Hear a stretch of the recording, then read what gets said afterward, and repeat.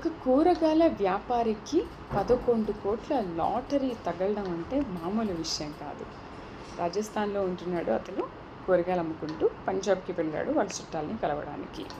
Tea తాగుతూ వాళ్ళ ఫ్రెండ్తో మాట్లాడుతూ లాటరీ కొందామా అంటే మరి డబ్బులు లేవు అంటే 1000 రూపీస్ ఆయన దగ్గర తీసుకొని వెళ్ళి లాటరీ కొన్నాడు. కొన్ని రోజుల తర్వాత ఆ లాటరీ డీటెయిల్స్ అన్నీ బయటకు వచ్చాయి.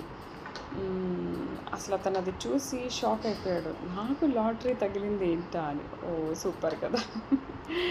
ఇలాంటి అదృష్టాలు అందరికీ రావు, కొంతమందికి వస్తూ ఉంటాయి. సో అతను చెప్పినట్టుగా వాళ్ళ ఫ్రెండ్ వాళ్ళ పిల్లలకి 50 లక్షలు డిపాజిట్ చేస్తానన్నాడు.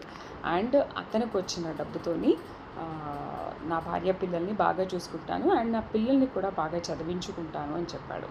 Really super. All the best. మీరు 11 కోట్లు గెలుచుకున్నారు. హ్యాపీగా ఉండండి. ఇది ఒక బంపర్ ఆఫర్, బంపర్ లాటరీ.